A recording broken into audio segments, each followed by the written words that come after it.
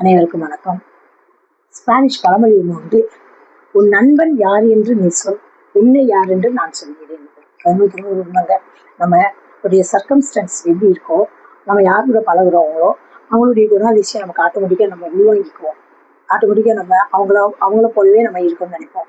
எடுத்துக்காட்டாக இப்படி சொல்லாமே, நம்மளுடைய ஃப்ரெண்டு யாரோ ஒரு சாரீ, நல்ல சாரீ, சுடிதார், ஏதோ ஒன்று எடுக்கிறான்னு வச்சுக்கோங்க, அதே மாதிரி நம்ம எடுக்கணும்னு நினைப்போம். ஆசை வரும். அது இருக்குதானே.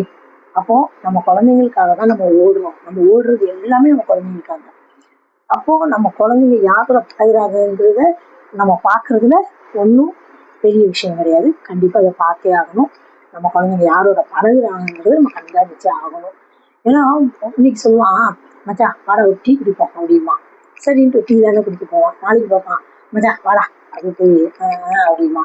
சரின்னு நாளைக்கு போவான், டேய் மச்சான் அது கண்டுபிடிச்சாங்களாடா, இல்லைன்னா எங்கள் வீட்டில் கண்டுபிடிக்கிறா, அவன் சரிடா மச்சான் இன்னைக்கு அடிப்போம். அப்போ பசங்களுடைய கெட்டு போகிறது ஒன்று, நம்ம வீட்டில் தான் கண்டுபிடிக்கல. அப்போ நாம ஏன் அப்போ செஞ்ச என்ன, இந்த பழக்கம் எங்கேருந்து வருது, அதை கூட்டு பண்ணதுனால வருது. ஸோ அவனோட நம்ம பழக விடலாமா? கண்டிப்பாக விடக்கூடாதுங்க. குழந்தைங்கள பழக்கம் ரொம்ப முக்கியங்க. குழந்தைங்களை யாருடைய பழகுறாங்கங்கிறத நம்ம கண்காணிக்கிறது நம்மளுடைய முக்கியமான வேலை. அதே மாதிரி இப்போதான் என்ன பண்ணுறாங்கன்னா, நான் அனுபவிச்சது தான், நான் எல்லாமே நான் என்னுடைய அனுபவத்தை தான் நான் எல்லாத்துக்கும் ஷேர் பண்ணிக்கிட்டு இருக்கேன்.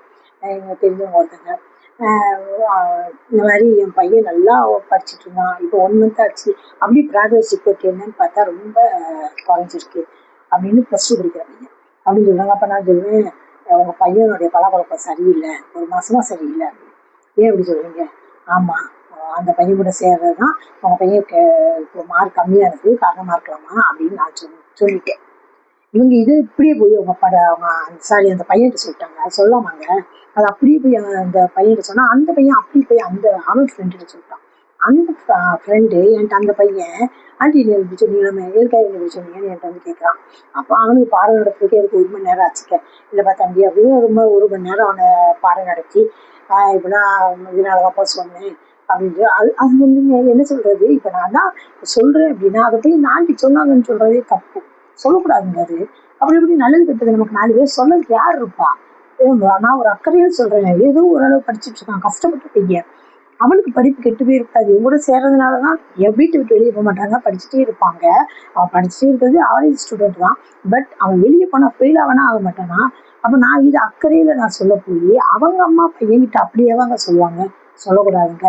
நான் சொல்றது தயவுசெய்து தப்பா எடுக்காதீங்க. இந்த ஆண்டி சொன்னாங்கன்னு தயவுசெய்து சொல்லாதீங்க. இந்த அங்கிள் சொன்னாங்கன்னு தயவுசெய்து சொல்லாதீங்க. சித்தி சொன்னாங்கன்னு தயவுசெய்து சொல்லாதீங்க. அந்த பையன் சரியில்லை, அதுக்கப்புறம் தான் நீ மார்க் குறைஞ்சிருக்க, நீ இந்த பையன் பழகிறதுக்கு கொஞ்சம் கட்டுப்படுத்திக்கோ, இப்படிதான் சொல்லணுமே. இவங்க சொன்னாங்கன்னு சொன்னவங்க மேல கல் எறிஞ்சிங்கன்னா அவங்க காயப்பட்டு என்ன பண்ணுவாங்க, திரும்ப நல்லது கெட்டது சொல்லவே மாட்டாங்க, சொல்றதுக்கு யாரும் இருக்க மாட்டாங்க.